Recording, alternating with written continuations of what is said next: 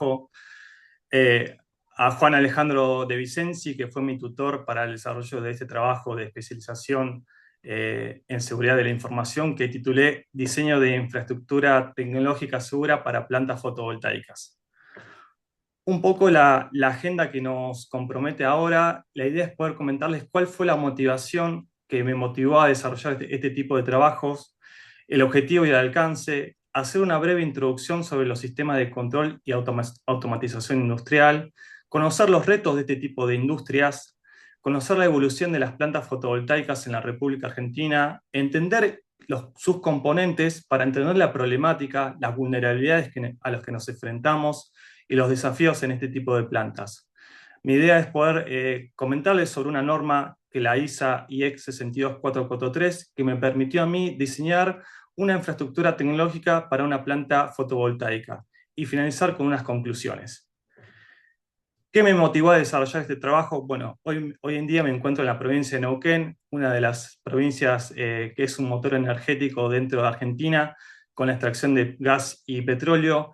No solamente la provincia se encarga de realizar este tipo de extracciones, sino que está cambiando su matriz energética también en parques eólicos. Hoy podemos encontrar en Piedra del Águila un parque eólico emplazado en medio de la provincia. También vamos a encontrar diferentes parques solares en el Alamito o acá mismo en el municipio de Neuquén, donde hay un proyecto de la municipalidad para poder crear un parque solar.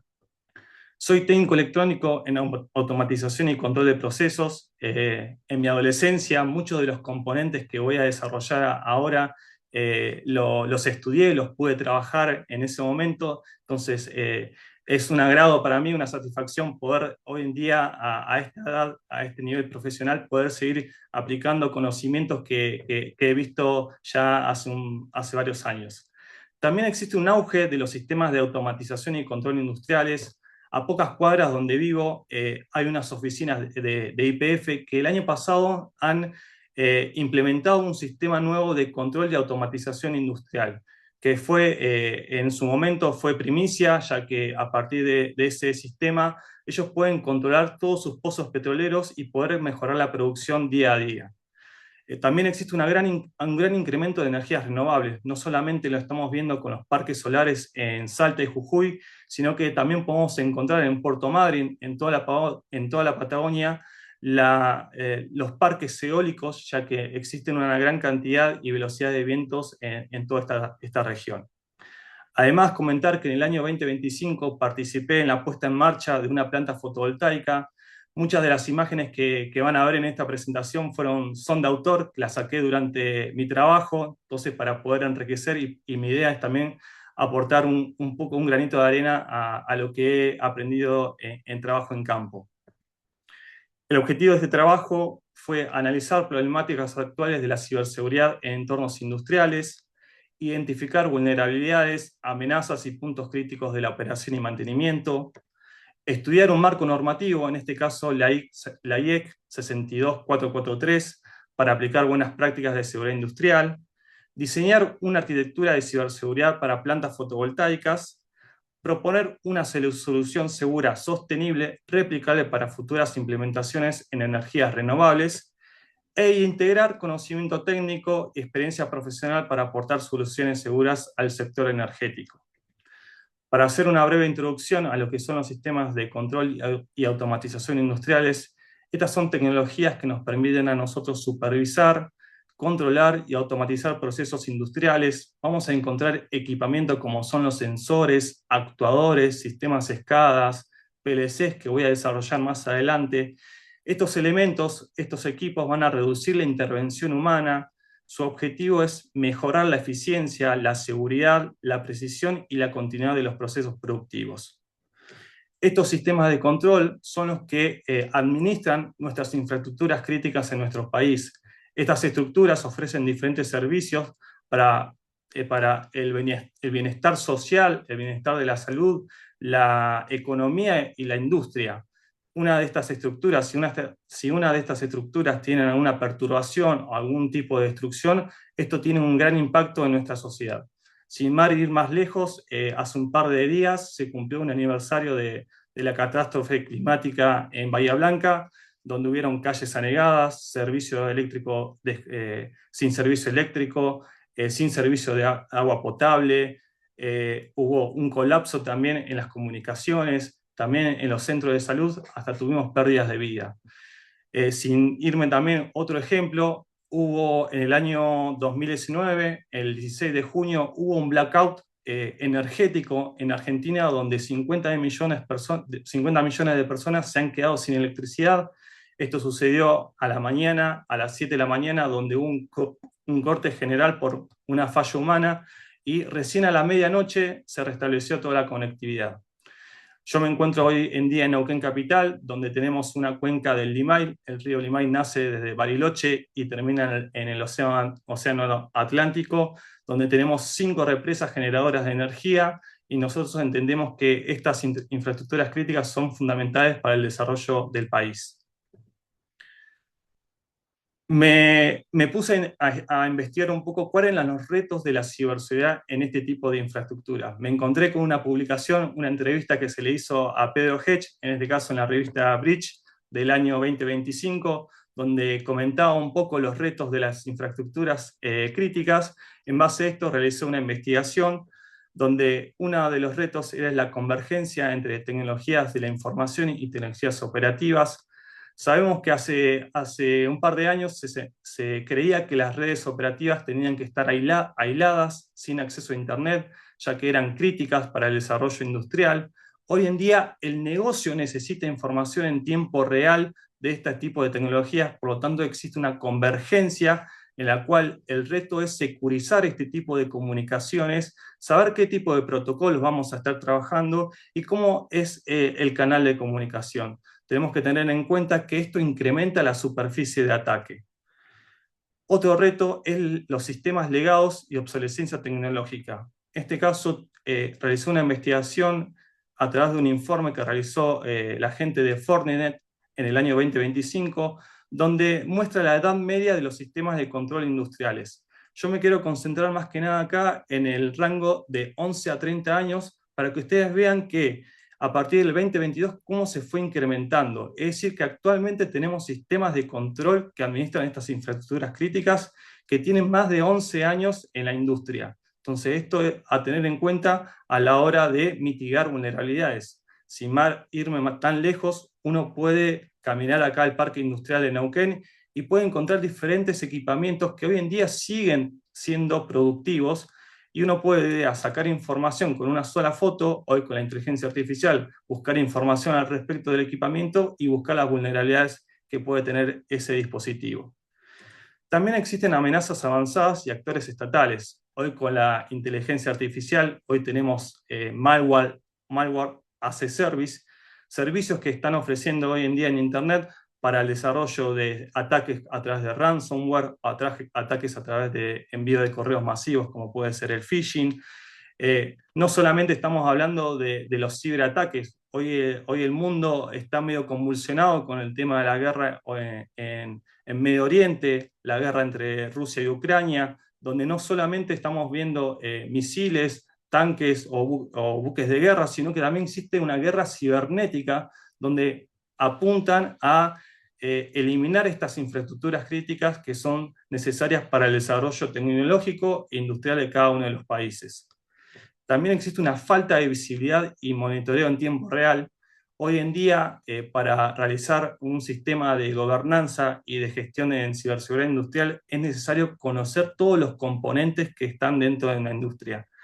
Hoy en día hay tantos equipamientos que existen, es más, se están agregando mucho más, ya que hoy existe la Internet de las Cosas, que son estos equipos que necesitan conexión a Internet para poder mejorar y sacar estadísticas más rápidamente. Entonces, este es un elemento a tener presente a la hora de implementar un sistema de gobierno y de gestión, la visibilidad de los equipos que voy a trabajar. Existe una escasez del talento especializado. En este caso quiero hacer un parate, agradecer que estos ámbitos educativos como la universidad pública siga creyendo en la generación de profesionales en materia de ciberseguridad.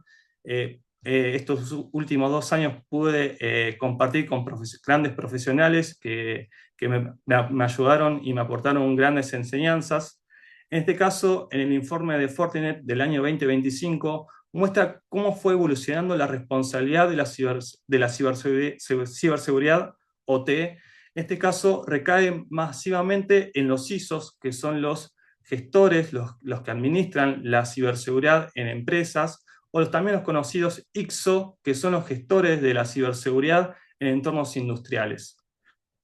También el reto es el cumplimiento normativo. Hoy existen diferentes normas, como puede ser la NIS 2, que ha aparecido este último tiempo, o la IEC 62443. Uno de desafíos es que estos profesionales que siguen desarrollando, sigan estudiando, síganse profesionalizándose en este tipo de normativas que van a permitir dentro de un ciclo de vida mejorar los aspectos de ciberseguridad y mitigar los riesgos.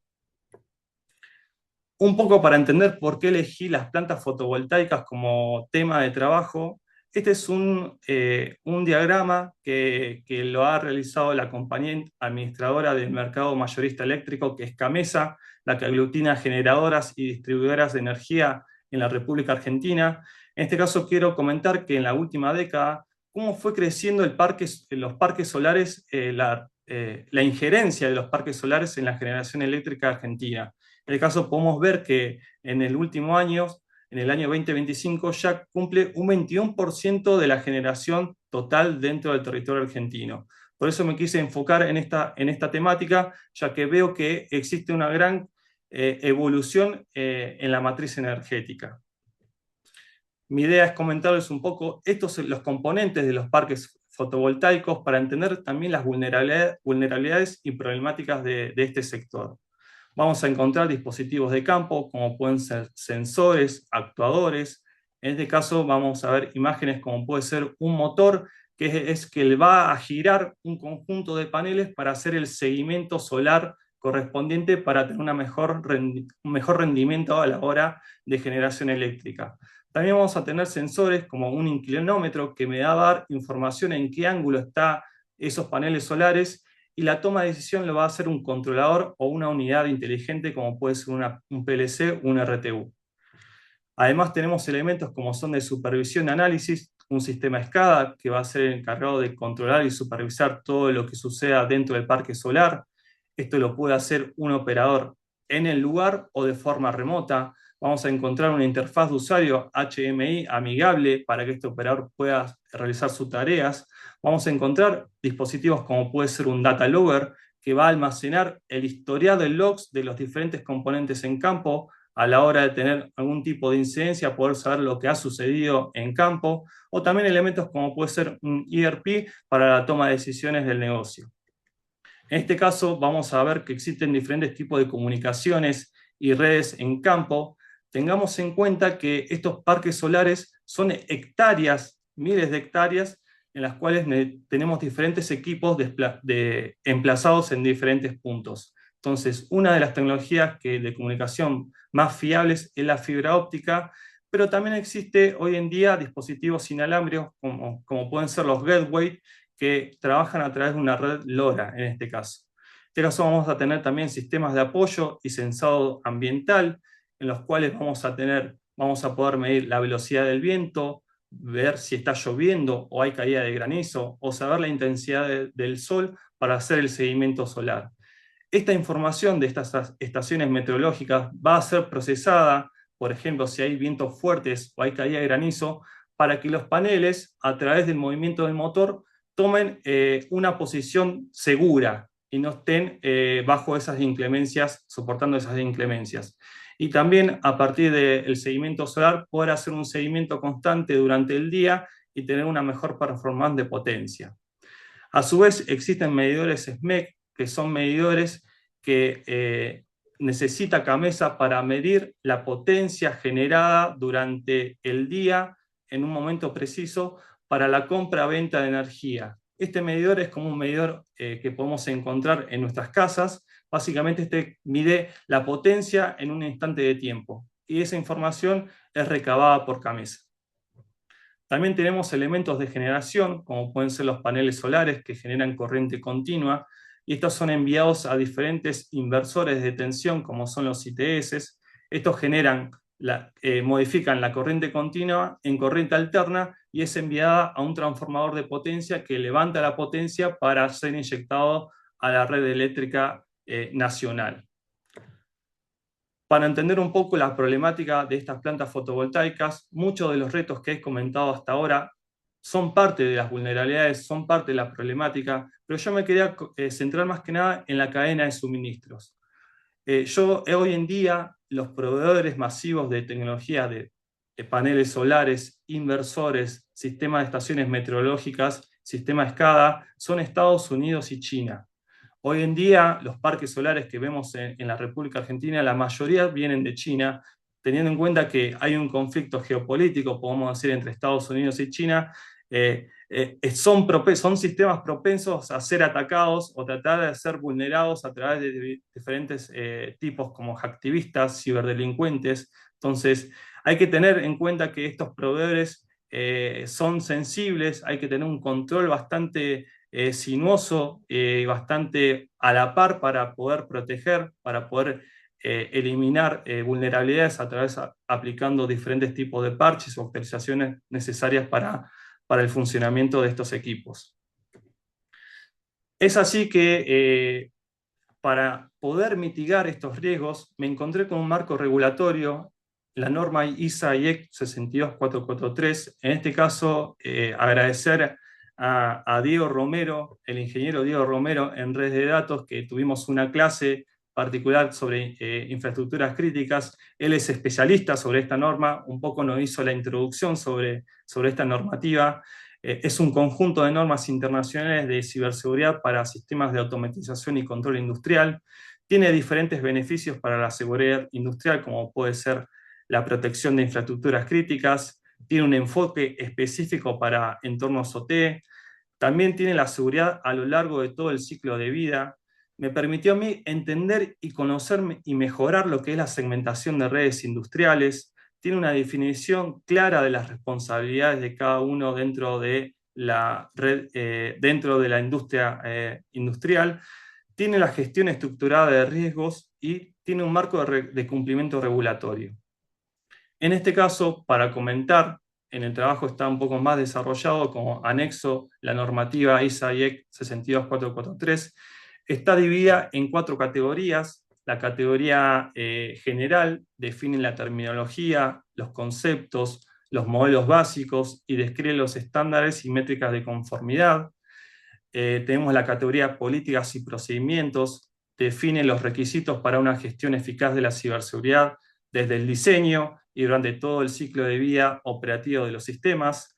También tenemos la categoría los requisitos del sistema, se centra en el diseño a nivel de sistema, en las evaluaciones de riesgo. Y por último tenemos la categoría los requisitos de los componentes, se centra en asegurar el desarrollo de productos y el mantenimiento continuo del ciclo de vida de los dispositivos inteligentes. En este caso, para el desarrollo y diseño de este trabajo, me centré más que nada en los requisitos del sistema, en la normativa 3.2 y 3.3, donde habla de la evolución de riesgos de seguridad para el diseño de sistemas y los requisitos de seguridad del sistema y nivel de seguridad. En estas 2 normativas habla cómo puedo desarrollar y cómo puedo construir zonas y conductos que me van a permitir a mí entender la problemática y poder plasmarlo en una infraestructura segura. En este caso, las zonas son agrupaciones lógicas o físicas de activos industriales que comparten requisitos de seguridad similares. Podemos encontrar ahí como componentes controladores industriales, sistemas SCADA, interfaces HMI, estaciones de ingeniería, servidores industriales y sensores y dispositivos de campo. La idea principal es que todos los dispositivos dentro de una misma zona tengan el mismo nivel de protección y políticas de seguridad. En cambio, los conductos son los canales de comunicación seguros que conectan diferentes zonas. Vamos a encontrar mecanismos de seguridad como pueden ser firewalls industriales, sistemas de detección de intrusos, gateways de seguridad, sistemas de autenticación y control de acceso, cifrado de comunicaciones, y el objetivo es controlar el flujo de información entre zonas evitar accesos no autorizados y limitar la propagación lateral de un ataque. Es por ello que a través de este marco normativo, conociendo también todos los dispositivos que comprenden un parque solar, la idea fue diseñar una infraestructura tecnológica segura para plantas fotovoltaicas. Es así que el escenario de trabajo en el cual yo trabajé es una planta solar hipotética que tiene una generación de 24 megawatts de potencia. Me basé en los lineamientos de la norma IEC 62443. El objetivo era garantizar la disponibilidad, la integridad y confidencialidad. Pongo en claro acá la disponibilidad porque todo lo que sería tecnología operativa, lo principal es la disponibilidad del mercado, básicamente, de la industria. También tener en cuenta que esta planta fotovoltaica está en una zona remota con dificultades de conectividad. Hace poco tiempo aparecieron las antenas Starlink, las antenas Leo, y un poco esto se resolvió bastante, pero hace un par de años era bastante caótico porque se utilizaban enlaces satelitales, porque no habían proveedores terrestres, en este caso, que puedan llegar con fibra óptica. También existen no solamente redes operativas, sino que también vamos a ver redes de seguridad física, como pueden ser sistemas de videovigilancia, que también va a ser parte del ecosistema de la seguridad, en este caso del acceso de una planta fotovoltaica. También entender que existe un sistema SCADA que va a ser centralizado de supervisión y control y puede ser operado de forma remota también. Entender que tenemos diferentes proveedores y técnicos que van a acceder a la planta a través de accesos remotos, a través de VPN securizadas, a través de doble factor de autenticación, y entender que existe una gestión de la seguridad a cargo de un CISO o un ICSO para este tipo de plantas. Es así que después de haber entendido la normativa y después de haber aplicado zonas y conductos, pude identificar cómo poder agrupar estos diferentes componentes y entender cómo van a comunicarse entre sí. Es así que creé varias zonas, una zona relacionada a la tecnología de la información corporativa, zonas de seguridad física y de videovigilancia, zonas perimetrales de OT que van a ser la puerta de acceso a todo lo que es la infraestructura interna de la planta fotovoltaica, zonas de supervisión y control, donde van a estar elementos como los servidores de SCADA, las bases de datos y otros sistemas de control, zonas de control OT, donde van a estar equipamientos como pueden ser los PLC, las RTU, y toda una zona de campo OT donde van a estar las estaciones meteorológicas, el transformador de potencia, los paneles solares. La idea de estas zonas y conductos era entender el flujo de información, qué tipo de datos se van a comunicar entre ellos y a partir de esto poder generar una infraestructura de red que me permita a mí poder desarrollarla en campo. Es así que a partir de estas zonas y conductos pude plasmarlo ya a un nivel de infraestructura de red que me permitió a mí conocer equipamiento necesario para poder desarrollar esto, VLANs necesaria, segmentación de red necesaria para poder emplazar, también entender que necesitaba accesos por VPN para los diferentes operadores, soportes, ya sea para el sistema de videovigilancia, para el soporte del SCADA, para el CISO o el ICSO, que también está de forma remota, puede acceder a este tipo de plantas. Entender que necesitaba enlaces redundantes de comunicación para no perder nunca comunicación en tiempo real. Armar un esquema de firewalls necesarios para poder, en este caso, comunicar cada una de las VLANs y poder establecer la comunicación necesaria para el funcionamiento de cada uno de estos equipos. Entender que necesitaba un anillo de fibra óptica exclusivo para los inversores de campo, que son parte de la generación, y otro anillo de fibra separado a este, que me permitiría a mí administrar y monitorear el sistema de seguridad y de videovigilancia. Es así que, además de esta estructura, también entender que necesitaba también sistemas de apoyo de energía, como podría ser un generador a combustión. En este caso, bueno, era entender un poco cómo poder plasmar a partir de estas zonas y conductos una infraestructura de red que me permitiera a mí poder hacer funcionar esta planta fotovoltaica. La idea era un poco el trabajo desarrollar un poco esta temática. Y para ir finalizando un poco las conclusiones, en este caso me permitió a mí analizar el contexto del sector energético en la República Argentina. Me permitió a mí también analizar un estándar como es la ISA IEC 62443, entender que los marcos normativos son fundamentales para los sistemas de gobernanza y gestión de ciberseguridad industrial, ya que estos nos dan un roadmap, nos dan un camino necesario para poder desarrollar estas prácticas. Y por último, para ir cerrando, para mí fue bastante gratificante poder trabajar en uno de estos desarrollos y poder compartirlos con ustedes, ya que desde la adolescencia muchos de estos equipamientos los pude desarrollar y los pude estudiar y esta maestría me ayudó a mí a seguir formándome y poder cumplir con un objetivo claro y preciso. Así que agradecerles a todos los que están presentes por su tiempo, su espacio y estoy abierto a consultas. Bueno, Muy bien, muy bien, Sebastián, gracias. Pasamos entonces a las preguntas del jurado. dale.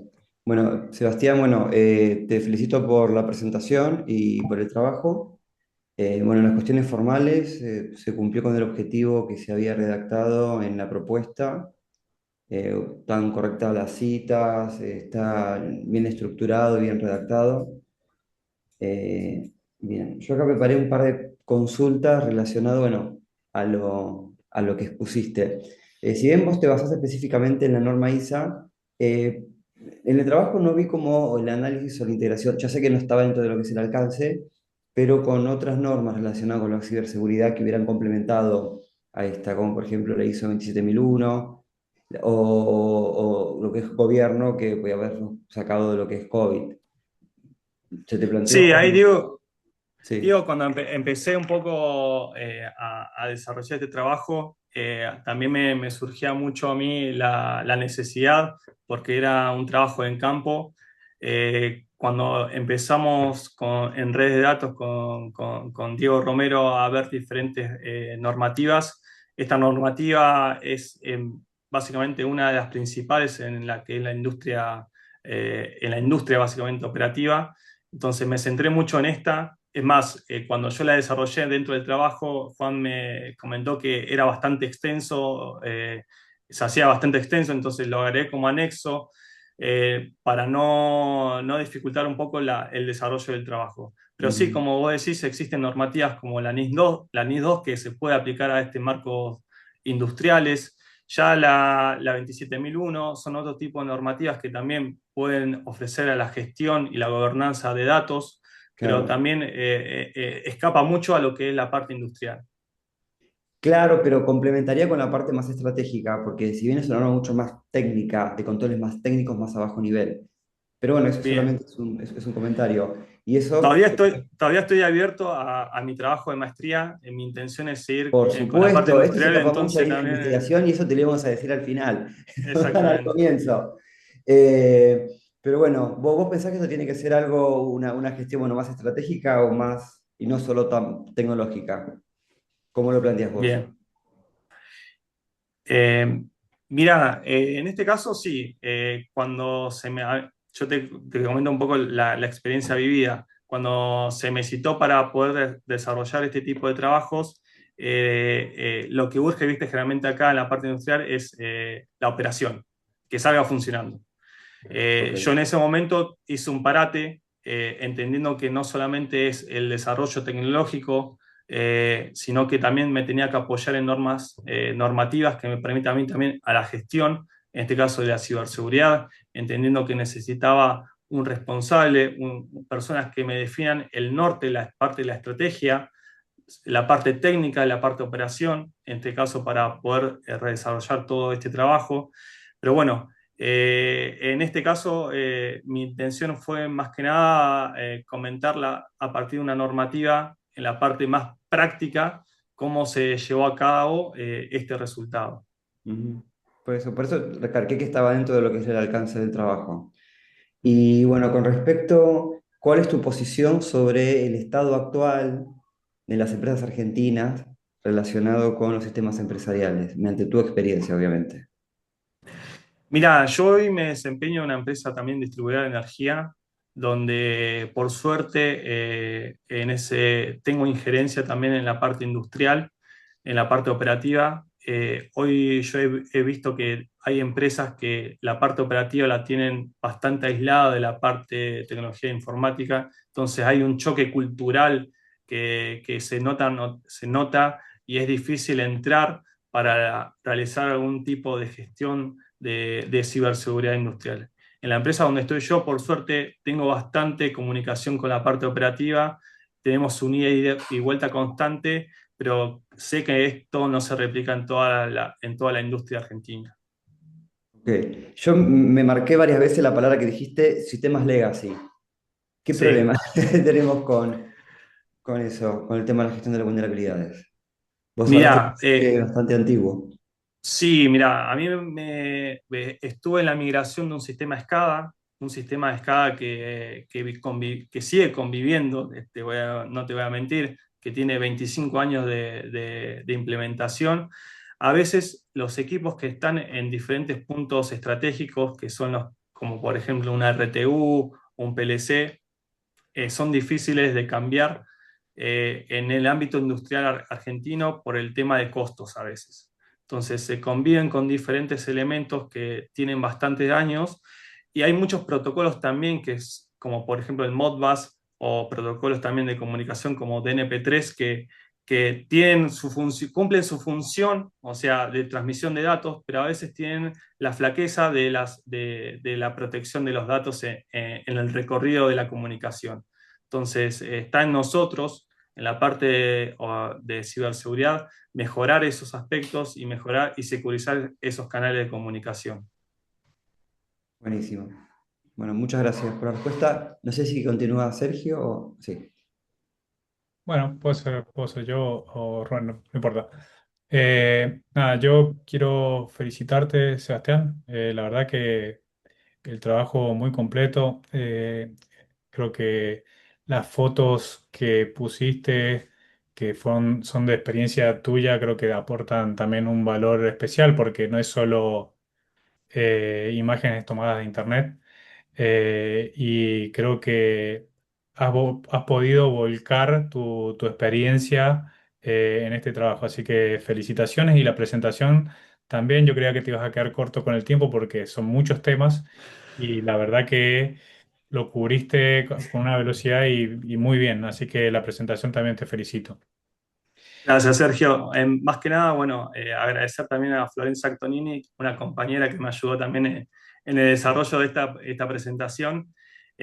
Como vos decís, lo repasé, me iba más de 30 minutos, traté de acortar, me quedaron Sí. temas afuera, pero No, bueno, traté pero sí, de los buscar temas importantes lo quedaron mejor. y se ve el trabajo que has hecho. Eh, Bien, yo quería consultarte, así, esta norma es certificable, ¿no? ¿Cierto? Entonces, digo, ¿vos estuviste en un proceso de certificación o, eh, digo, quién controla, así, esto lo piden, por ejemplo, el gobierno, esta certificación, o hay alguien que está solicitando o es simplemente un deseo de, de tener así una arquitectura securizada como vos la planteás? Eso por un lado. Y después, nada, si vos tuvieras eh, un presupuesto limitado para implementar toda esta arquitectura, no sé, ¿en qué harías foco y cuáles son los riesgos? ¿Qué harías foco vos para hacerla con un presupuesto limitado, esta infraestructura crítica lo más segura posible? Bien, respondiendo a tu primera pregunta, cada provincia tiene su marco regulatorio y sus entes de control. He trabajado en Río Negro y en Córdoba. Yo Podría decirte que esto es un ideal, o sea, la implementación de una normativa como esta es parte de uno para encarar este tipo de proyectos, pero no te exigen, no te la exigen. En este sentido, tengo muchas ganas de certificar esta normativa. Yo hoy en día no estoy certificado, pero bueno, las normativas, por suerte, son públicas, están para leerse y están para poder aprenderlas y aplicarlas. Eh, yo este último tiempo también me estuve capacitando en lo que es el CCI Industrial, que es una entidad española que también tiene sede en Argentina, que es toda la parte industrial relacionada, más que nada he hecho cursos relacionados a la seguridad en sistemas eléctricos, entonces también ese conocimiento lo traté de aplicar en este tipo de procesos. Y por otro, vos me comentabas que tengo dinero infinito, o sea, tengo todo el dinero del No, mundo, al o revés, muy tengo un finito, presupuesto tengo muy limitado, entonces muy limitado. sería en dónde haría foco para implementar una arquitectura lo más segura posible. Bien, en este caso, bueno, al tener diferentes equipamientos de diferentes proveedores, es clave también la segmentación de redes en este sentido. Entonces, los firewalls hoy en día han evolucionado constantemente. Tenemos ya una nueva generación de firewalls que no solamente hacen la parte de segmentación y comunicación de protocolos, sino que hoy ya analizan tráfico. Tenemos firewalls industriales que analizan tráfico relacionado a la parte industrial para la toma de información y correlación de eventos. Yo pondría más que nada energías en ese tipo de equipamientos. Algo para agregarte, Sergio, que a mí me llamó mucho la atención, Camesa, que es la compañía administradora del mercado energético, yo había comentado ahí que existe un medidor llamado SMEC. Ese medidor, Camesa lo consulta constantemente. Si ustedes ven la documentación para poder implementar un SMEC que está pública, Camesa te exige que tengas una IP pública para poder acceder a ese equipo. ¿Qué quiere decir eso? Que al tener una IP pública, hoy sabemos que las IP versión 4 hay una escasez de direcciones, entonces es mucho más difícil. Imagínense en estos lugares que son remotos, tener una IP versión 4 para poder consultar, que Camesa consulte a ese dispositivo.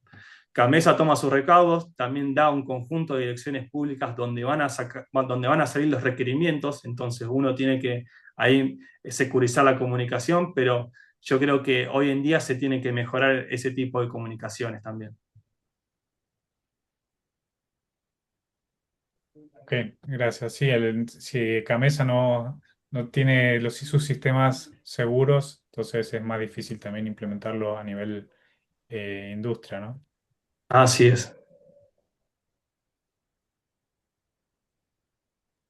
Muy bien, Rubén. Excelente,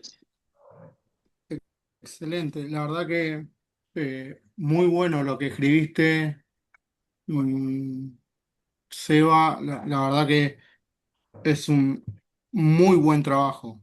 Es un muy buen trabajo y yo quiero hacer hincapié de que estamos en el contexto de una maestría en seguridad informática. Y vos expandiste y estás tocando temas de ciberseguridad e infraestructuras críticas. O sea, ampliaste, a mi entender, ampliaste mucho más allá de lo que de los, a ver cómo lo digo, de la salida que busca esta maestría en particular. Yo digo esto desde un punto de vista particular porque yo estoy en ambas maestrías y yo estoy en la maestría que es esta de seguridad informática y apunta a generar CISOs. Entonces, por eso entiendo también la pregunta de Diego, me parece que va por ese lugar y por eso ponía sobre la mesa ISO 27001 y otro tipo de normativas, hablaba de compliance. Y esto ya amplía ciberseguridad y hasta ciberdefensa, porque estás tocando infraestructuras críticas de un país. Entonces yo te escuchaba, escuché todo, escuché las preguntas los demás miembros del jurado y veo que es muy bueno, es muy, muy, muy bueno. Y no solo para presentar en un ámbito de seguridad informática, sino de que ampliando. Vos nombraste muchas veces ciberseguridad y yo ampliaría hasta un ciberdefensa también, ¿no? Eh, hiciste hincapié en marco regulatorio, pusiste sobre la mesa en tu escrito Security by Design, pusiste y hablaste un poquito de Zero Trust, defensa en profundidad, y eso se nota, y el último slide, más allá de lo que podemos haber leído en la tesis, los jurados, en el último slide dejaste muy en vilo cómo tenés presente la pirámide de Purdue. En ningún momento nombraste pirámide de Purdue, pero eso es la pirámide, eso que Sí, vos exactamente. segmentabas. Vos te estás basando en esa pirámide, no es algo que no existe.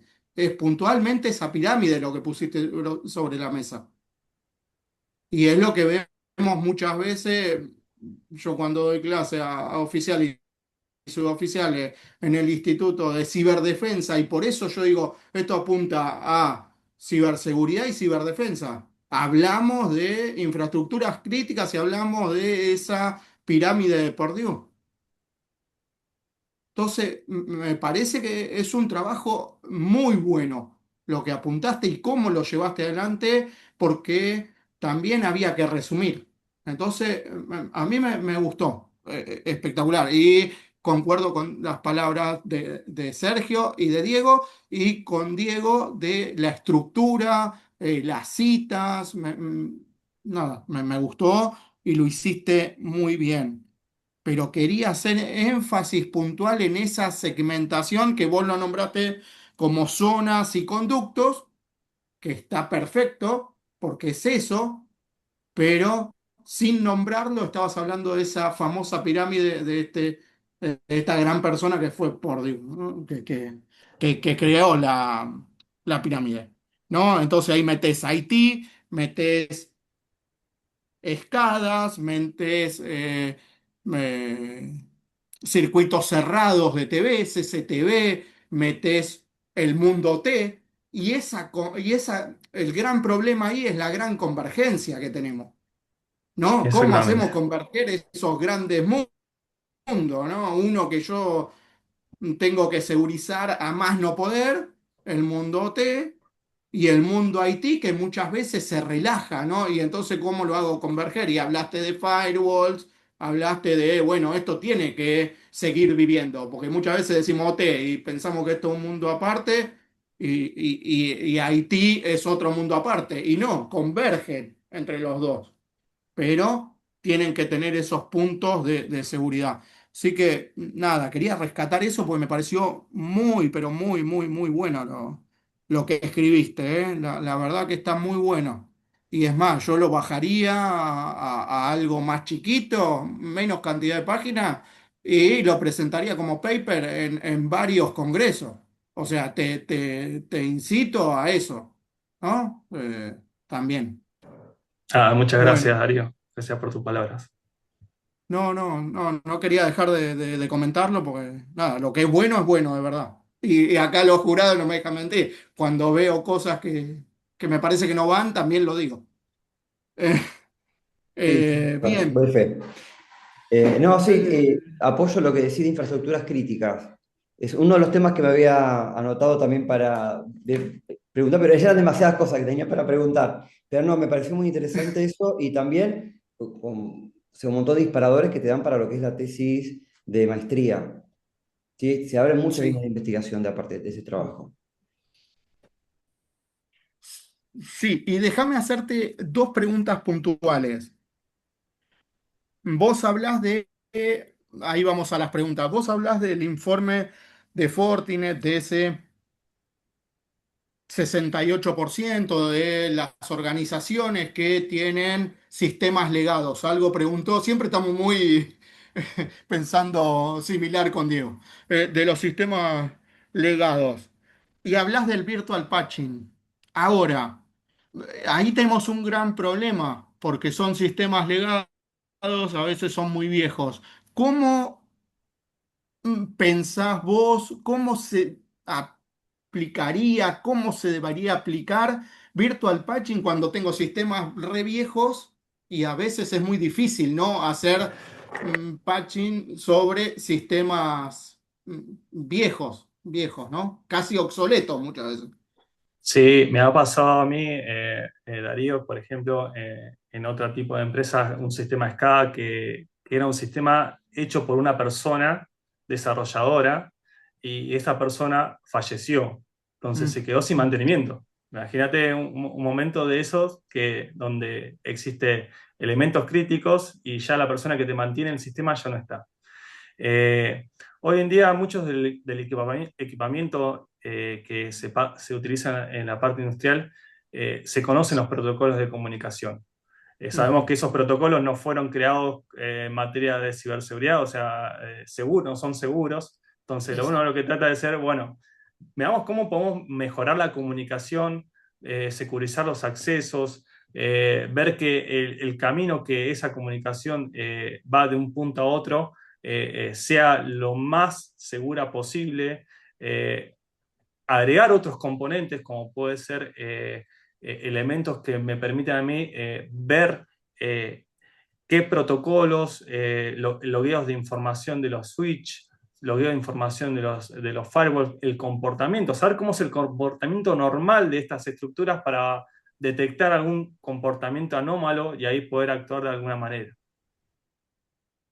bien. Ahí, excelente, excelente, la respuesta está muy bien. Quizás yo esperaba un poquito, también capaz hoy las nuevas capacidades, aplicando quizás algo de inteligencia artificial o algo que haga más rápido también el descubrimiento, ¿no? Si se puede, porque ese es el gran tema. Pero como es una caja negra, yo digo, bueno, capaz que la respuesta también viene un poquito por ese lado de cómo descubrir de forma más rápida, no digo eficiente, no sé si será eficiente, pero quizás más rápida, ¿no? Porque lo que conlleva también el estudio de eso es tiempo. Así es, hoy en día la inteligencia artificial se ha metido mucho en esta industria. Cuando yo empecé a hacer el trabajo y cuando estaba también trabajando en campo, no estaba tan metida. Habían pocas Bien. empresas, entonces recién ahora podemos estar hablando de cómo, o también puede ser un tema para la maestría, cómo la inteligencia artificial hoy acompaña a este tipo de industria en materia de ciberseguridad. Bien, bien, eso está bueno y pensarlo quizás como un tema para la de maestría. Y la última también, un poquito sobre inteligencia artificial.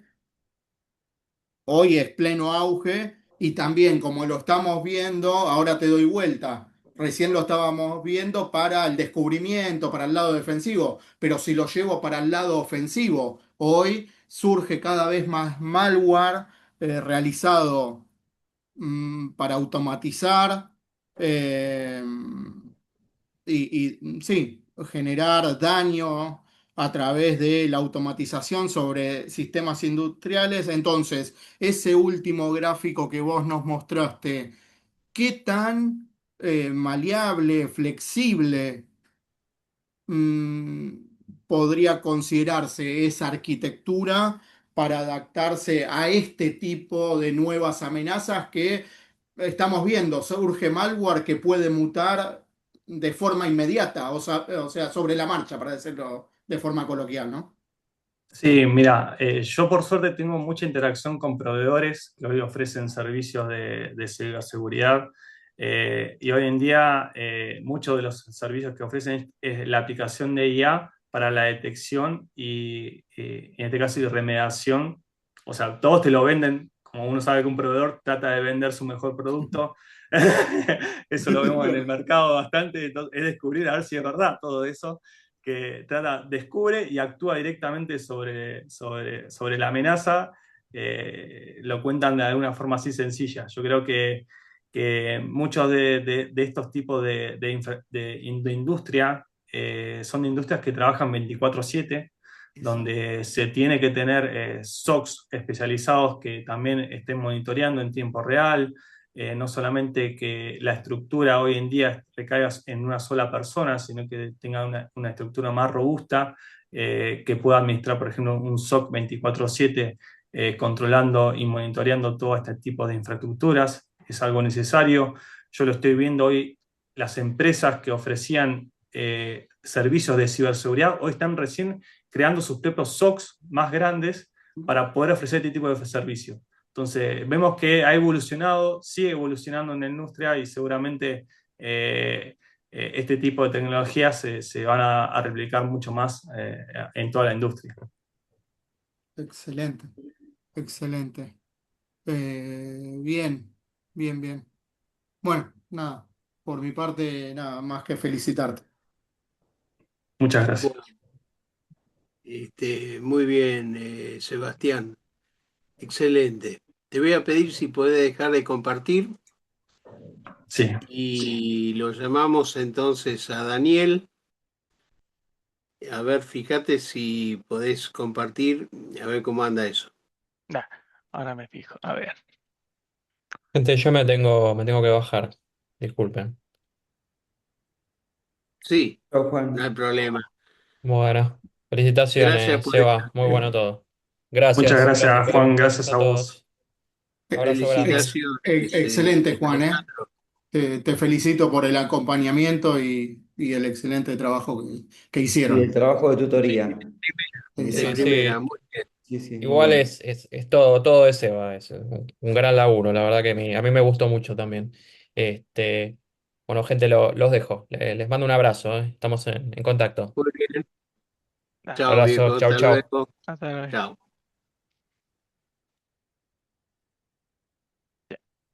Ahí la compartí, ¿se ve? Sí, Ya. Bueno, por acá, perfecto. listo. Bueno, buenas tardes con todos. Yo vengo a presentarles el trabajo de especialización que realicé, que es acerca del análisis crítico de la firma electrónica que se aplica en Ecuador. Voy a ir repasando eh, pasos acerca de la evolución, la comparativa internacional y los desafíos de seguridad existentes. A ver, ya. ¿Cuál fue el contexto y la motivación de este estudio? Como primer punto, eh, tengo que establecer que el Instituto Nacional de Estadísticas y Censos Ecuatoriano establece que para el 2024 existía 17,6 millones de ecuatorianos y la Agencia de Regulación y Control de las Telecomunicaciones también saca un documento en el cual indica cuántos certificados fueron emitidos al año, que para el cierre que realizaron en diciembre de 2024 establecía que había 1,630,000 certificados existentes. Por lo tanto, hay un 9,1% de penetración en la población ecuatoriana de la generación de certificados. Otro punto de motivación fue que en Ecuador fue aprobada en el año del 2002 la ley de comercio electrónico y de firma electrónica. Por lo tanto, es una ley sin actualizaciones técnicas frente a las amenazas modernas. Y en el 2020 existió el catalizador pandémico, en el cual aceleró la adopción masiva de las firmas electrónicas. La firma electrónica pasó a ser un instrumento de nicho a convertirse en una infraestructura crítica post-pandemia, exponiendo las vulnerabilidades estructurales del modelo ecuatoriano. Voy a empezar por el origen de todo, que fue la Ley de Comercio Electrónico en el 2002, en el cual establece que va a tener, la firma electrónica tiene reconocimiento legal, que se a la firma manuscrita con validez jurídica plena. También establece los principios fundamentales de autenticidad, integridad y no repudio como los pilares del marco normativo. Y aquí hay una limitación crítica en esta ley, en el cual hay una ausencia de disminución entre los niveles de la firma, la simple, avanzada y cualificada. La implementación sectorial que se realizó del 2002 al 2024, como le mencioné antes, en el 2002 se creó la ley. Hubo reglamentos que se establecieron por decreto ejecutivo en el 2008, pero eso fue solo aplicaciones que en el cual incluían a sectores públicos a que debían emitir la firma electrónica. También otro fue que se delegó a la Agencia de Regulación y Control de las Telecomunicaciones del Ecuador, el cual tiene que emitir las normativas, cambios a todo esto de la firma. En el 2013 podemos establecer que la Agencia de Recaudación de Impuestos del Ecuador necesitaba una forma en la cual poder receptar comprobantes electrónicos y en el cual se establezca una cierta referencia al contribuyente, a lo cual esto encontraron en una firma española, un procedimiento en el cual podrían realizar esto, el procedimiento de firma electrónica, en el cual lo aplicaron, que ahora se conoce como SADES. Dentro de su ficha técnica también ahí mismo muestra en el cual eh, ellos utilizaron como para procedimientos de prueba estas librerías que fueron de entidades españolas. Ahora con respecto a las entidades públicas que son como aduanas, judiciales, necesitaban documentos firmados y ellos no podían usar el SADES, por lo tanto buscaron otra forma igual de utilizar. A esto encontraron el PADES, el cual es el PDF firmado electrónicamente. Y, pero igual, no existía un estándar establecido todavía, simplemente cada entidad pública vio esa necesidad que se cubría y utilizaron ese estándar. Esto puede evidenciarse empíricamente con un...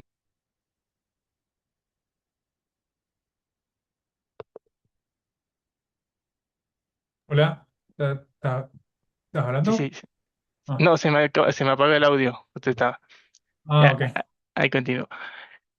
Esto puede evidenciarse en un documento que coloqué como referencia en la tesis, en el cual hay una entidad certificadora que pregunta a la agencia de regulación qué estándar se debe utilizar y lo que ellos le responden es, mientras cumpla lo que dice la ley, que es perdón, voy a revisar las diapositivas, que ellos le responden que mientras cumpla los principios de autenticidad, integridad y no repudio, puede utilizar el estándar que quiera.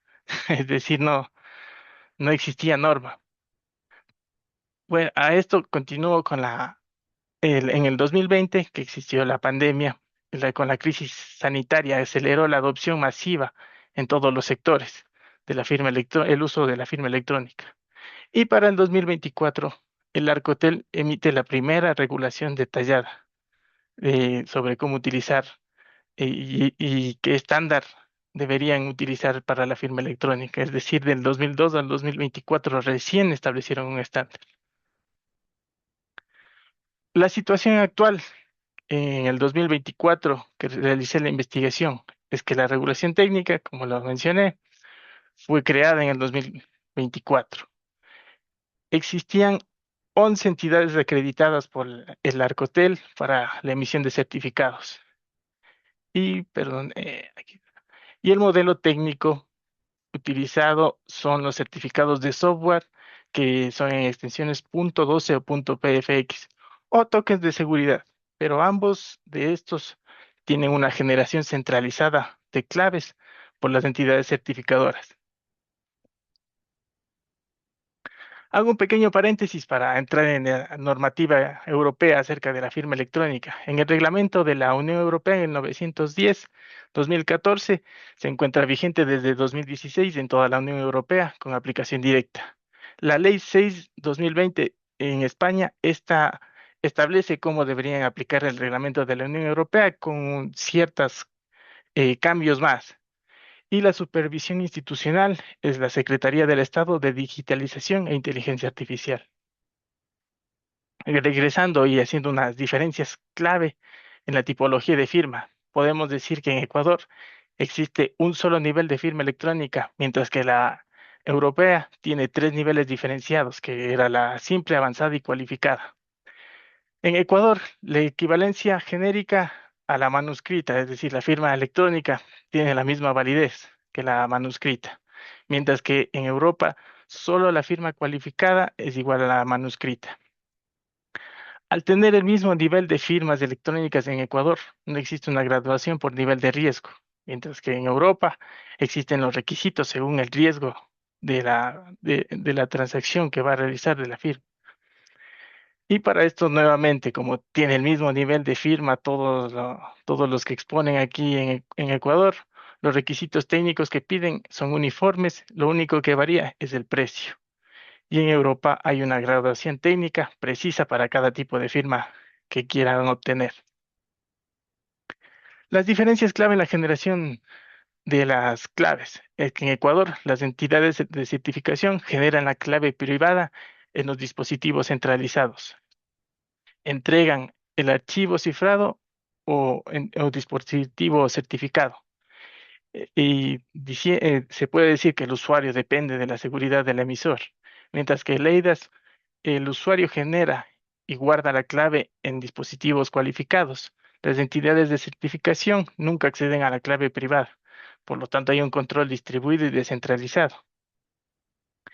Entonces, el modelo ecuatoriano concentra el riesgo en las entidades certificadoras, mientras que el modelo europeo distribuye la responsabilidad al usuario con controles técnicos robustos. Las diferencias clave entre supervisión y transparencia. En cuestión de las auditorías en Ecuador, la agencia de regulación establece que cada entidad certificadora debe tener una auditoría anual de seguridad informática y ser presentada a la Arcotel, mientras que las europeas deben tener también auditorías anuales con publicación obligatoria.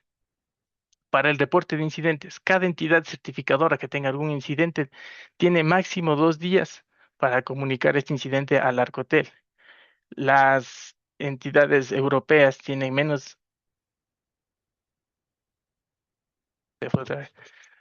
tienen menos de 24 horas para notificar a la autoridad y al Consejo de Seguridad Nacional.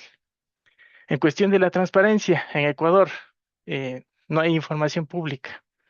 La normativa técnica que establecieron en el 2024 habla sobre la presentación de auditorías, de reporte de incidentes, pero solo el Arcotel.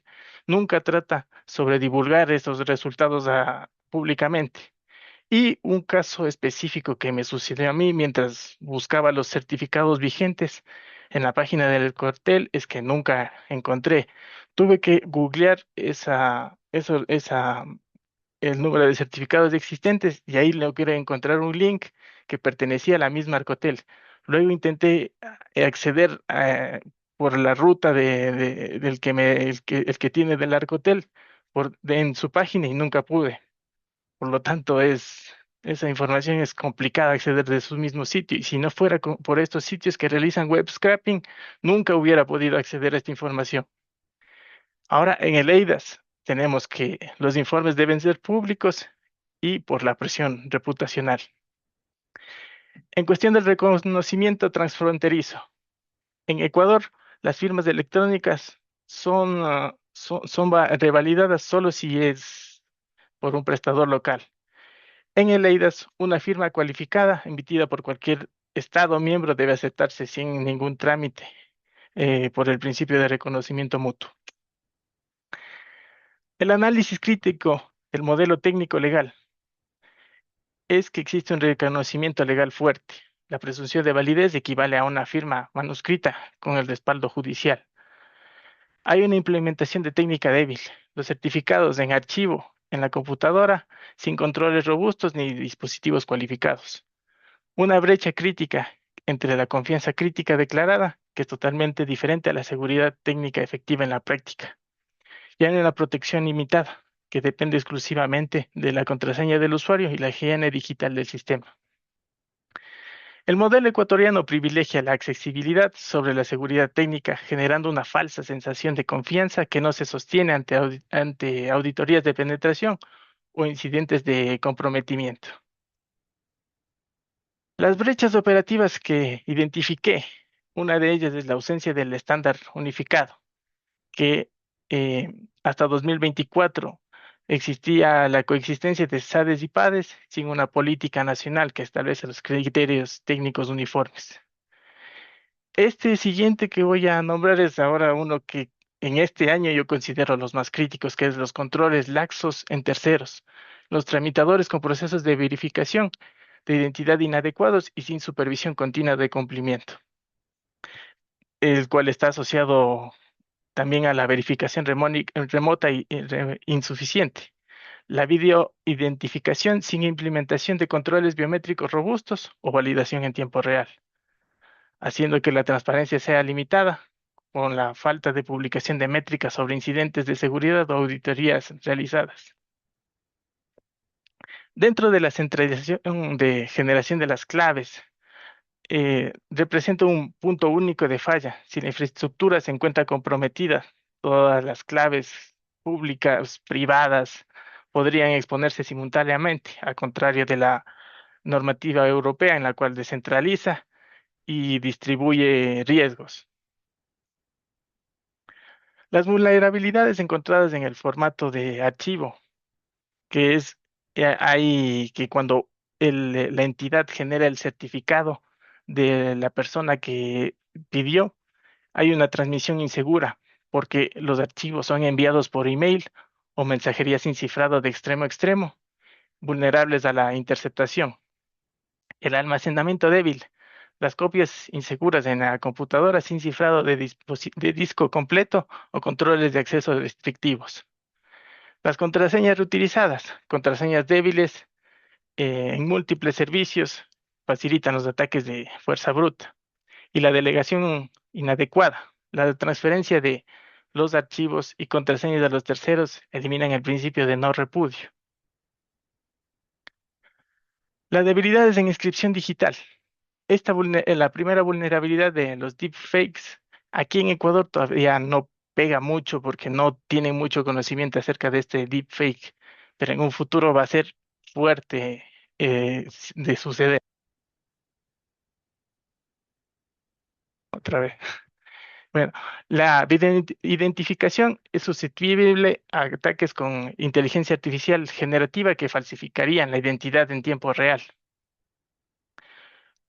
Los procesos simplificados en inscripción digital es en que los tramitadores recopilan solo la fotografía de la persona a la cual está pidiendo el documento de identidad, la parte versa y anversa, y aparte de eso también piden una foto en la cual el usuario que pide tiene que tomarse una foto portando este documento, sin ninguna validación biométrica o comparación con bases oficiales.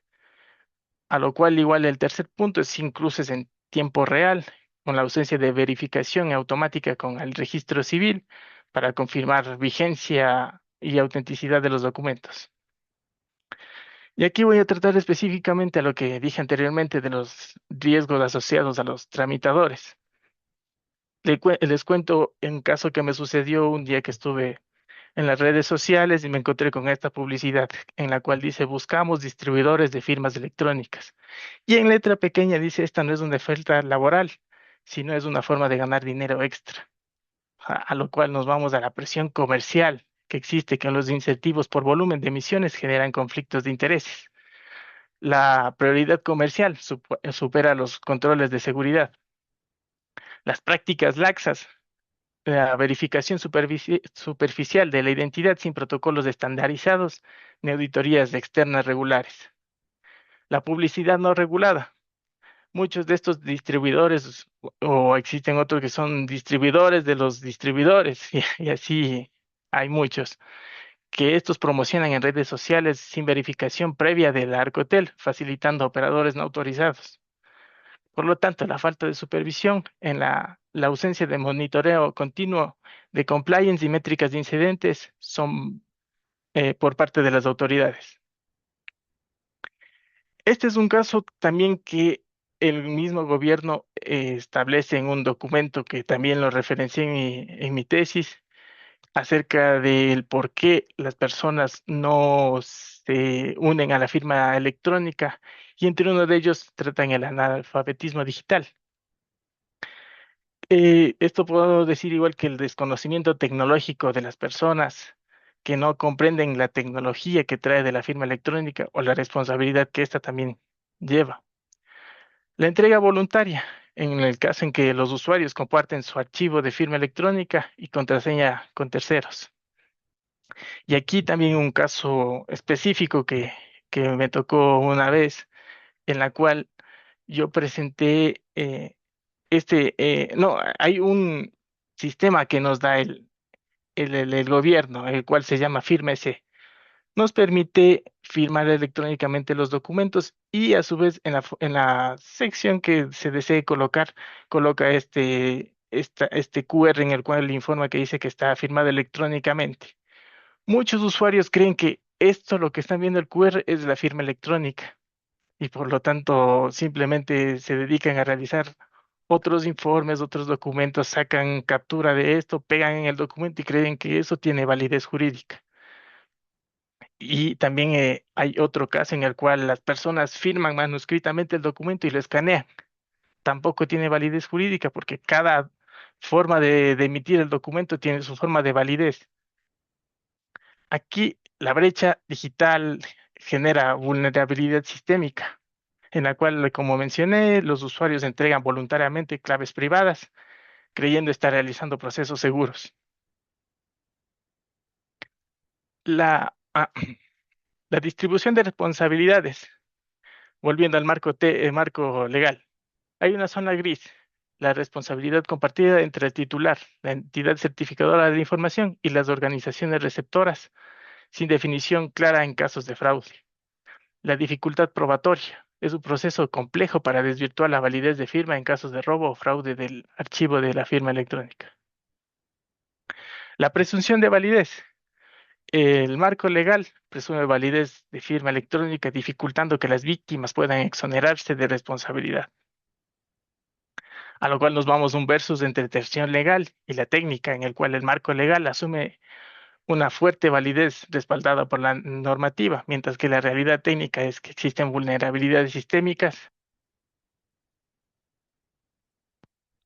eh, que generan riesgos de confianza. Y para finalizar, yo establecí igual a cómo avanzar hacia un modelo seguro y confiable, en el cual primero deberían realizar una tipología diferenciada, adoptar la firma simple, avanzada y cualificada según el nivel de riesgo de la transacción, que debe existir una verificación robusta, una norma técnica que exija la biometría más cruces con el registro civil en inscripción remota. Los tokens deberían ser obligatorios y limitar los archivos a bajo riesgo, exigir un hardware seguro para contratos de alto impacto. Y para finalizar con las auditorías externas, que sería una revisión anual obligatoria de terceros vinculados con publicación de métricas. La actualización normativa y técnica es urgente para proteger la confianza jurídica y comercial en la firma electrónica ecuatoriana. Y esto es todo. Muchas gracias.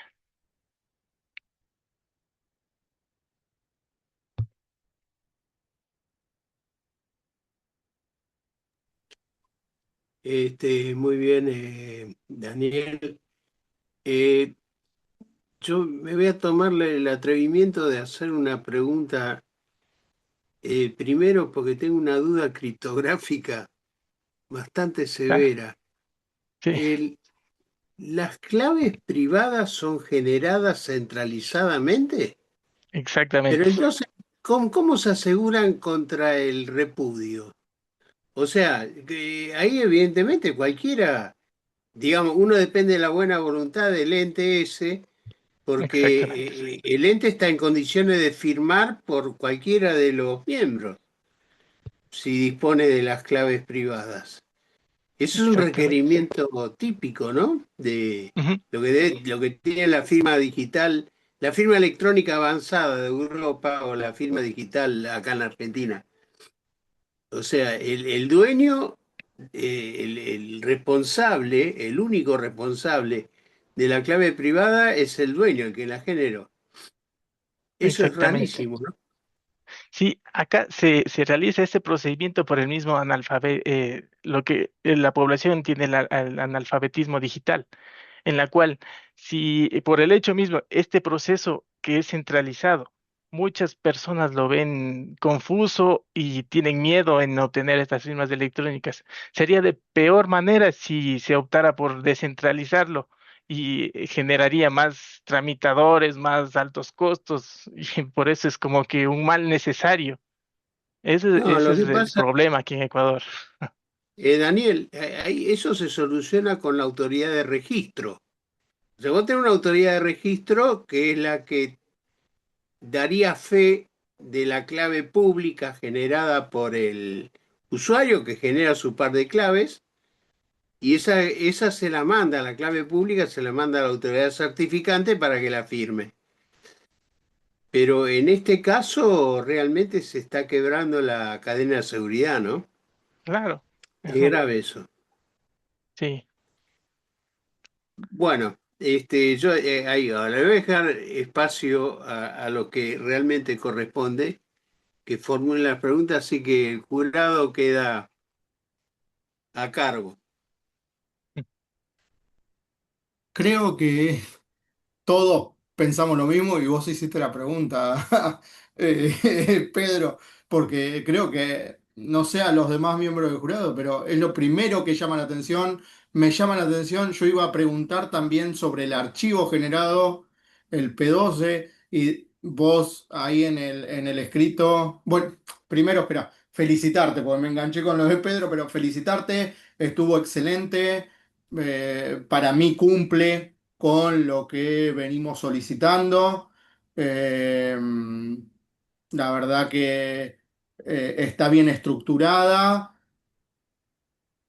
cumple con lo que es la parte estructural de un trabajo.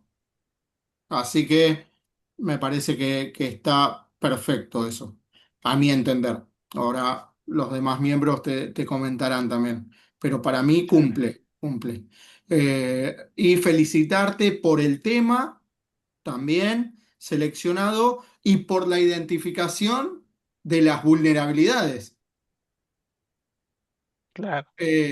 Porque también no es nada trivial, hay que identificar, ¿no? Pueden existir las vulnerabilidades, pero pasan desapercibidas muchas veces. Vos identificaste esto, y es lo que ponía de manifiesto Pedro. A mí me llamaba la atención eso, me llamaba, como iba a comentar, la atención de los archivos, y vos comentás de que también como que son transmitidos por WhatsApp. En una parte Exacto. habla de por WhatsApp, por correo, de que el usuario solicita este, esta clave privada. Entonces, ahí vuelvo a lo que comentaba Pedro, se rompe la cadena, se termina rompiendo porque ya son, si dos personas tienen la clave privada, ¿cómo hago el no repudio?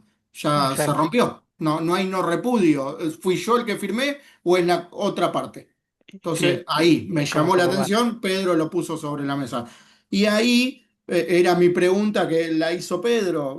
Yo tenía una sola pregunta, por eso empiezo, pero era si estos envíos que vos pones sobre la mesa a través de un medio como WhatsApp, un medio como un correo, es una práctica común, como lo expresás en tu trabajo, Sí. para No, vos, por lo ese... menos ahora Sí. WhatsApp es cifra de extremo a extremo. Una broma. Bueno. Eso es- Mamita, lo lee solo Elon. Solo Elon lo va a ver. Bueno, ahí me quedo más seguro, por lo menos. Eh, no, con respecto a esto, entonces mi pregunta iba enfocada a este tema, y ahí me surge la pregunta si este problema que vos identificás, ¿crees que la mejor solución es técnica o es un problema permanente de la educación también de cada uno de los usuarios? Es un problema de capacitación y Exacto. de capacitación y concientización también. A eso voy, ¿no? A eso apunto. Claro, lo que yo identifiqué es que hay problemas críticos en lo legal, en lo técnico y como tú dices, en lo del usuario.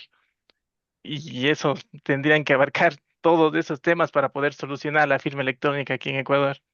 Mientras tanto, no ha existido el caso de fraude, pero va a existir en un futuro con todas estas falencias que va a haber. Y ahí van a salir crónicas de aquí de Ecuador de estos casos. Bien, bien. O sea, nada, tu Ujú. respuesta es en las tres aristas, en los tres vértices, está todo mal. O sea, Sí, habría que plantear de nuevo. O sea, me estás respondiendo eso. sí, Y, exactamente. me tomo el atrevimiento de hacer una más y también vos pones en un pedacito, en un párrafo, creo, si mal no recuerdo, es en un párrafo, y hablas sobre poscuántica. Entonces, ahí, vos, ¿qué si fueras un consultor? Te llaman como consultor. Vos, ¿qué pondrías sobre la mesa? ¿Vos qué les recomendarías sobre tema postcuántica? Lo que os podría recomendar es que buscaran nuevos algoritmos de cifrado ahora, porque ahora, aparte de lo postcuántico, con la inteligencia artificial, está combinado todo como para hacer un desastre con este tipo de firmas. Así que, y eso les buscaría, que busquen algún nuevo método que sea anti-postcuántico. Sí, cuántico. Bien, bien, bien, bien. Bien, lo Uno con el llevarías a conocimiento de que... las dos claves, o sea, como que uno ya no sería. Sí, Claro, sí, Claro, ya no importa. sería una súper Reconociendo las dos recomendación. claves, el mismo generador, olvídate, ya está, no hace falta el resto. Sí, Sí, olvídate. exactamente. ya ni postcuántico, ¿no? Ya Por es eso un olvídate paso del resto. gigante y a día de hoy. Sí, gracias, Diego. Bueno, gracias, gracias por mi parte y te felicito por el trabajo, ¿no? Ujú. Gracias. Muy, muy bueno. Pero siguiendo lo que decía Rubén y también a lo que dijo Pedro, claro, yo pensaba, ¿a qué se rompería el no repudio? Y cuando, bueno, uno analiza la firma electrónica avanzada en Europa o nuestra firma digital, siempre se asemeja, bueno, que esto cumple con con el requisito iuris tantum, en latín que sería como un documento público, que no puede ser repudiable. Y eso es algo importante porque cualquier documento que estaría firmado con la firma electrónica avanzada es como si un escribano público dijera que vos firmaste en tal lugar y tal fecha. Y eso no invierte la carga de la prueba cuando vos te sometés a un juicio. Entonces ahí habría un tema legal que si alguien empieza a rascar técnicamente, va a decir, mira, acá no estaríamos cumpliendo. Dentro de lo que es Ecuador. O sea, hay como demasiada confianza en el sistema de Exacto. generación de los certificados como para poder, para poder hacer esto. Bueno, ese es uno de los puntos que yo planteo, como que no se estarían cumpliendo con o sea, no se estarían cumpliendo con normativas. De hecho, hay muchas normativas que ustedes pueden aplicar y parte del trabajo, parte de la continuación de ese trabajo puede decir, bueno, identifico tales, cuáles normas, vos hablaste de él, y hadas, ¿sí? Como para poder aplicar en Ecuador. ¿Debería alinearse completamente? Claro, ahora con esta, justo estaba revisando una norma IEEE que encontré dentro de Leidas que ellos aplican. Yo creo que también deberían realizar eso aquí en Ecuador, aplicar esa norma IEEE para poder mejorar. Y se trataba así sobre una de seguridad informática específicamente. Yo creo que con eso mejorarían algo del gran problema que existe ahora. ¿Hay muchos certificadores tipo PKI allá o hay un Claro, mencioné que existían 11 certificadores. 11? Ok, Ujú. 11. ¿Y cómo es la auditoría? Porque en la República Argentina fue muy riguroso al comienzo de las estructuras y quiénes eran las entidades certificantes, como que se le dio muchos requisitos y no cualquiera certificaba al A- comienzo. Aquí en el Ecuador lo que se maneja es, como digo, que las entidades certificadoras cumplan con los requisitos de autenticidad, no repudio y nada más. No, ahora con la normativa legal que establecieron, ahora sí establecieron que se debe aplicar a estas firmas electrónicas el formato de ETSI 4, me parece que era, que eso copiaron igual a la normativa europea. porque según estoy viendo las actualizaciones parciales que están haciendo a esta normativa, están tomando todo de la europea, porque ya ellos ya la tienen, pero no la están utilizando ya cuando el problema está pasado. Y ahora para los nuevos problemas futuros todavía ni siquiera piensan en aplicar. Ok, ok. Ahí, Bueno, en Diego, condiciones formales del trabajo, es correcto, cumpliste con el objetivo. Capaz, a mí me hubiera gustado unos cuadritos, algo un poco más fácil la lectura, como ordenarlo de otra manera. Es opinión personal y cada jurado tiene su opinión. Yo capaz que le hubiera puesto algunos cuadros, algunos gráficos como para poder identificar más, sobre todo cuando hablas de las vulnerabilidades. Hay unos recursos hoy en día como para que sea la, la lectura un poco más dinámica. Ya. La presentación estuvo muy correcta y ahí aplicaste un montón de cosas. Ahí pulgar para arriba con la presentación. A mí me gustó. Así que bueno, dejo espacio a Sergio que... Bueno, muchas gracias. Bueno, Daniel, felicitaciones. Yo, nada, quería felicitarte por la presentación que has hecho. Me pareció que fue muy dinámica, estuvo muy buena. Cubriste los temas que tenías planteado en el trabajo. Con respecto al trabajo en sí, yo tengo algunas observaciones, muchas parecidas a las que hizo Diego. Por un lado, hubiera estado bueno establecer objetivos y objetivos específicos, que eso yo no lo vi, por ejemplo, en el trabajo. Eh, entonces, eso para nosotros a veces es fundamental porque es como que nos orienta para saber eh, qué- hacia dónde ir, orientar las preguntas, hacia qué cuestiones, qué preguntas hacer, ¿no? Concuerdo plenamente con lo que dice Diego, que faltaron imágenes y capaz que explicar más cuestiones sobre el trabajo, por haber sido sobre la legislación, cuestiones técnicas, porque hablas mucho sobre el marco normativo, pero no hablas, por ejemplo, sobre cuestiones técnicas. Entonces, hubiera estado, por ejemplo, bueno que parte del desarrollo de este trabajo fuera eso. Entonces, como que vi que en algunos momentos hay muchas páginas dedicadas a las abreviaturas y ¿a qué más era el Un otro que glosario. el glosario, claro. Y a veces para mí le faltó un poco de contenido. Entonces, pero bueno, compensa un poco tu presentación que fue buena. Yo creo que eso suma un montón. Eh, Después, con respecto, así yo, por ejemplo, cuando estuve leyendo el trabajo, lo leí un par de veces y lo que dijo Pedro me pareció extremadamente relevante, el tema del no repudio. Y Y vos como que estás de acuerdo con todo esto, pero por ejemplo, así yo, que a veces estoy con otros temas, en el momento no me he dado cuenta, pero por ejemplo después ahora revisando las conclusiones, digo, esto debería ser un punto como parte de las conclusiones y no lo veo en tus conclusiones. Entonces eso es un punto que me llama la atención. Eh, y después vos mencionás Eidas. Y hablas de la de Eidas que salió en el 2014 y no hablas de la actualización. Hay una actualización que salió en el 2024. Yo quería que me comentes un poco si viste esa actualización, cuáles son las grandes diferencias entre la actualización de Eidas 2024, la 2.0, versus la que vos planteás porque me da la sensación de que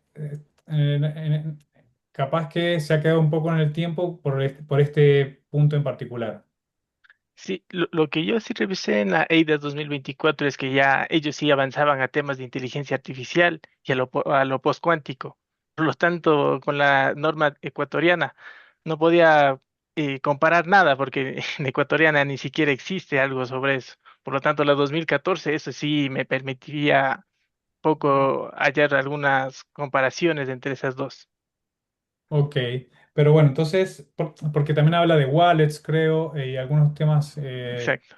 eh, pero eh, hubiera estado bueno también mencionarlo porque si no se queda como en el tiempo, porque como que esta es una normativa vigente, ¿no? Ya. Eh, y por último, nada, por ejemplo, em, una de las cuestiones que vi, bueno, el tema de la revocación de un certificado, por ejemplo, que se demora 4 horas. Eso, por ejemplo, vi como algunas oportunidades de explotar esa vulnerabilidad, ya que digo, ¿qué pensás sobre sobre revocar y que la revocación dure 4 horas en hacer la revocación? Bueno, en el artículo no dije que es 4 horas, es hasta 4 horas. O sea, a veces si se tiene suerte puede que se revoque inmediatamente. Y en otras ocasiones las 4 horas, pero porque les da la ley. Ese es el problema. También deberían acortar en la ley los tiempos de revocación. Y como tú dices, claro, obviamente, si no se revoca a las 4 horas, va a haber problemas igualmente ahí grandes, pero aquí los hackers ecuatorianos no creo que hayan esta forma de vulnerabilidad. Ellos se están dedicando más al phishing de los usuarios a las cuentas bancarias. Y por lo tanto, no toman en cuenta todavía este problema que existe. Ok, gracias. Gracias. Perdón, no lo toman en cuenta o lo toman en cuenta y nosotros no nos enteramos, ni en Ecuador se enteraron, como pasa También siempre. puede ser, claro, aquí, porque hasta ahora no he escuchado un caso en el que haya algo por facturación electrónica, pero sí varios en el que les vacían las cuentas de bancarias.